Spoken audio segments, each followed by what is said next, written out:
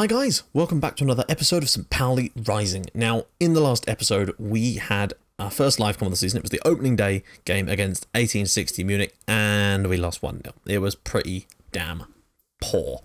Now, before we get into it, I'm just going to check, because I don't think we've made any more transfers since then. No. Okay, there's literally been nothing new, although we are under some quite serious threats to get Anti-Budimir taken off of us, but we are trying to hold on, and we definitely need him because it's just been pointed out to me by my physios that Søren Brandy has strained, or I think he's torn a thigh muscle, and is going to be out for 2 months, which is a fuckload of time, which means, of course, that we are going to have to,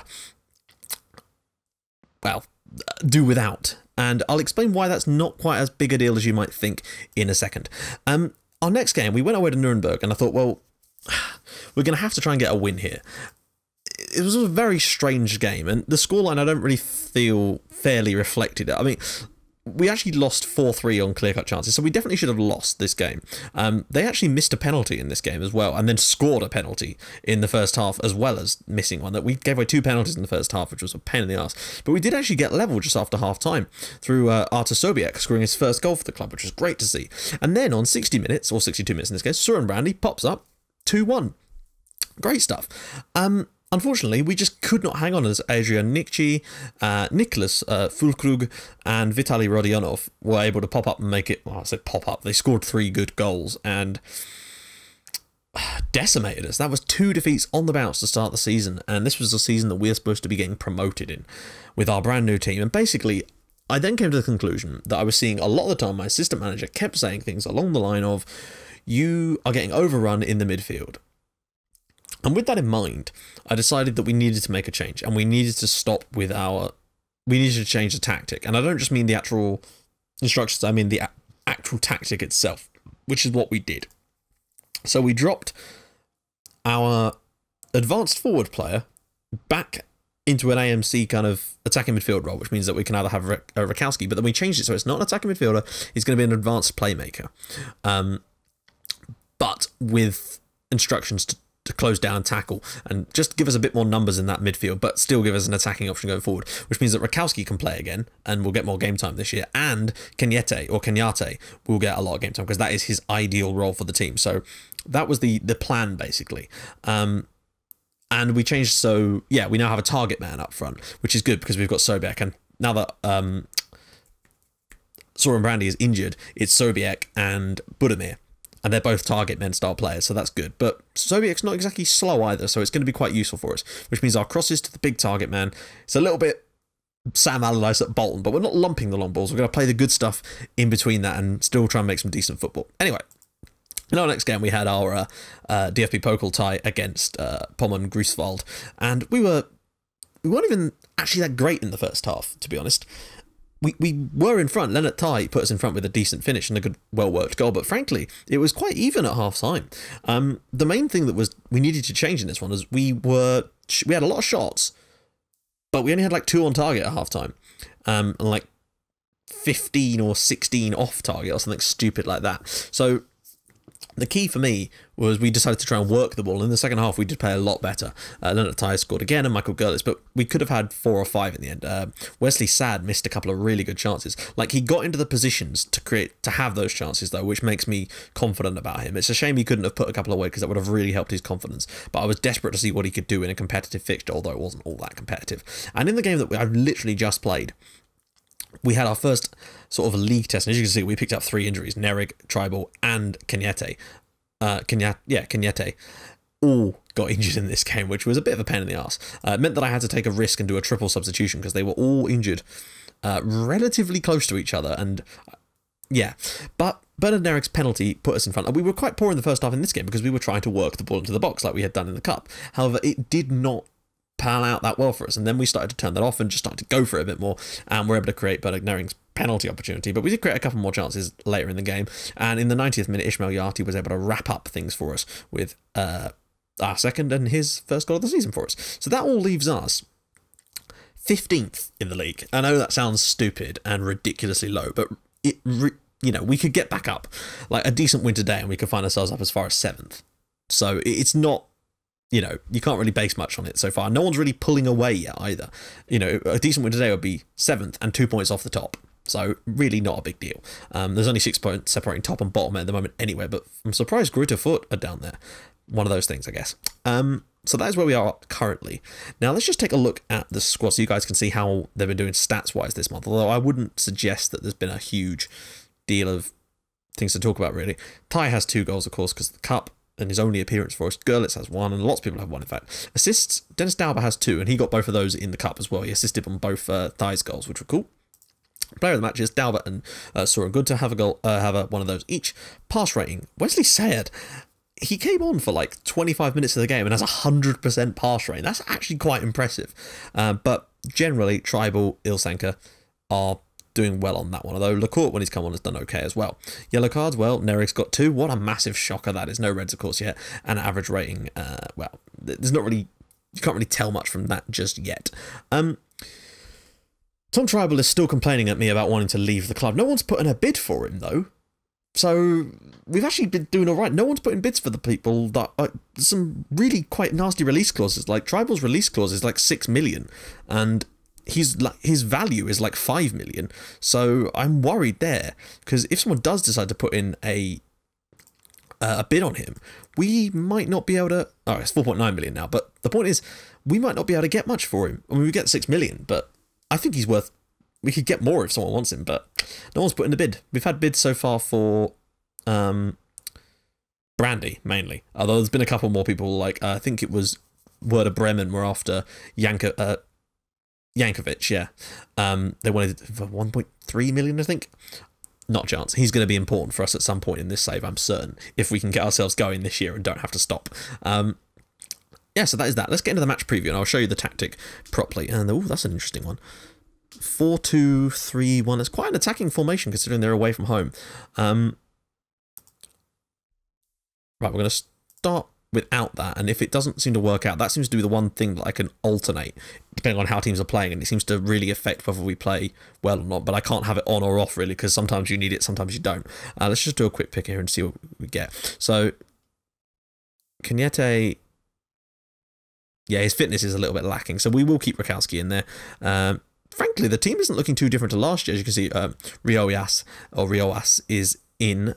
Bench-wise, I still think it looks a lot stronger than it has done in the past. Very, very pleased with it. And Thorent, okay, maybe he decided to resign at the end of next year. So we do have extra backup there. Marco Hefele as well. There is some decent depth in the team at the moment. I'm pretty pleased with that. So, yeah, I think let's just get into the game. Why wait around? Let's get in and see what we can pull off against the might of Dusseldorf. I mean, obviously we played them last year in the league, and I think we lost them at home and then beat them quite comfortably away from home. So there's a lot of space in there, and I think Rakowski could have some joy in this area here. Like, I know they've got 2 guys here, but we can, I don't know. I have to see. It's weirdly, it's a strange lineup. It's like attack, defense, but no midfield. It's odd. I think that might give us an advantage, actually. We'll have to see. I think Dauber could be getting a lot of space in this game. So we'll have to see. And I might, if I notice that he is, I might actually change his specific player instructions, because I just want to see when things sort of like play out a little bit. See if there is a giant gap emerging for Dauber to sort of run into in this team. Oh, Halloran. Okay, so off we go. We'll know basically whether I need to turn on that other tactic, the work into the box one, if we're having loads of shots but none on target and dominating the game. We're having a lot of possession so far, which is good. We need to turn that into something. And especially in games where we're having a lot of possession, I sometimes turn that tactic on at about sort of 20-30 minutes, because if you're keeping the ball, then you've got that little bit of extra time to try and work that into the box. And I think this might well be one of those games where we can get away with working it a little bit more and trying to create some good chances. But they're going to get a chance here from a corner. Ball up and, oh, mate. First real chance of the game, and Ben Halloran has put Dusseldorf in front. We're still having a lot of possession though, so I'm tempted to go and work the ball into the box even at this early stage, since our possession is relatively decent. I've changed the set piece instructions again, and we just cannot stop conceding from corners. I've yet to find a system that works. We've got men on the posts. There's a well-worked goal. Not a lot we can really do about that. You will still concede from set pieces no matter what you do, it's obviously, but you can try and minimalise it. or minimise it. Not connecting too many of our crosses, winning most of the headers today. Well, I don't really know what to suggest there. Neri, can you get the ball down the line? Yes, he can.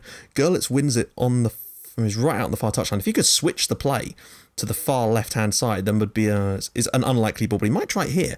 Gerlitz whips the ball across. Sobiek with a big header. That is a great finish from Artur Sobiek, and that is why I've tried this new system out.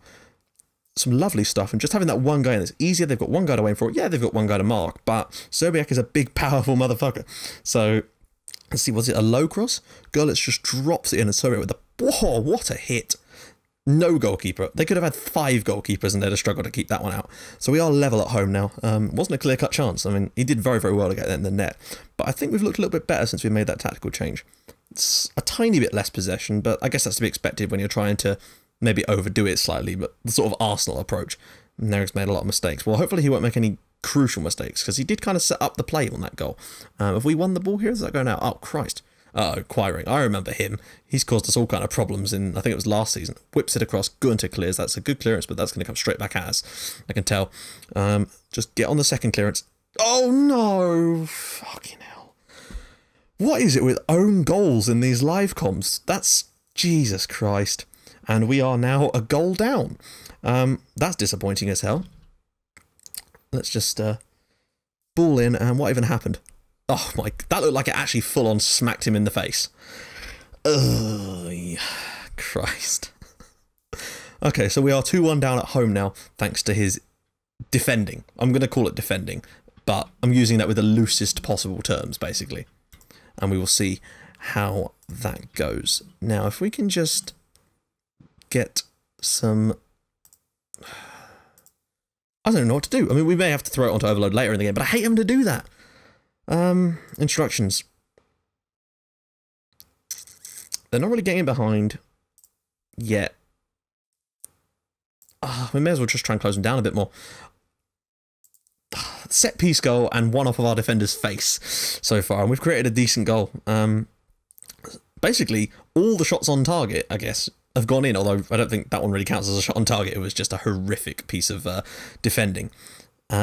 Hopefully in the second half we can pop up with something special, try and really push and get something decent going in this game. Hopefully the little changes we've made will have an effect, but I'm not holding my breath. This would be a horrible one to have. I mean, Dusseldorf are a decent side, make no mistake. They were in that division with us last season, so they're not a poor team by any stretch.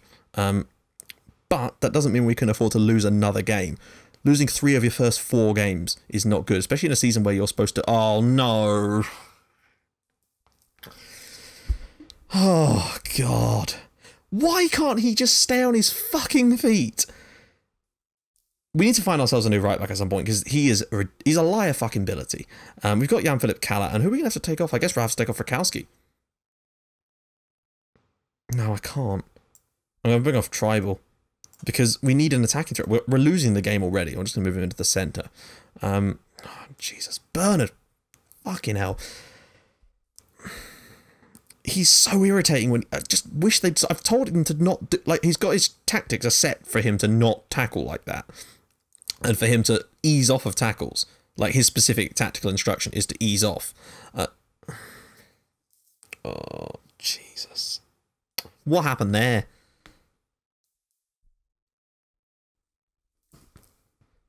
This game's been pretty even in most things, except everything just seems to have gone against us today.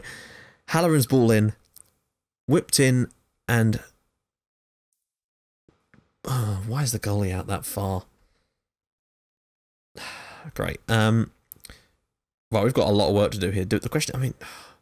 well, really, we're being outplayed in the midfield. What a cracking surprise that is. We have less players. Let's see here. Who can we even bring in?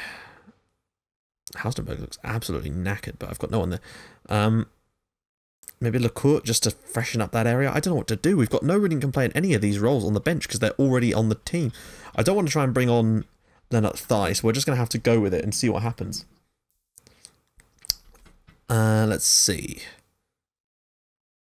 If we get to sort of 75 minutes, oh, screw it. We're going to have to go for it. You never know. We could catch him here. Shoot on sight. No point in trying to be silly about... We're going to take more risks. We're going to have to. we're losing the game already, and we need points. Even if we can get 2 crazy goals and earn a draw here, that would be bloody amazing. But I sense we might not get caught on the break again.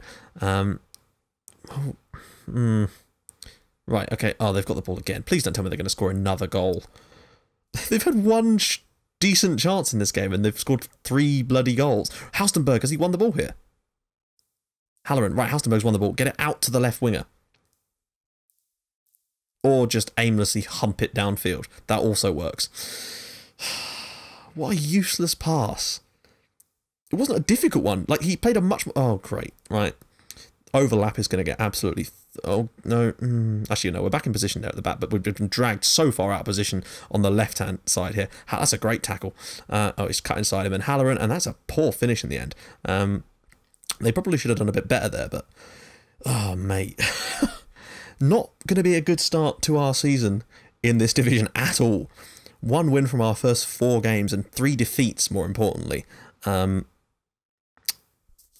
Jesus. That looks like that's going to be it, guys.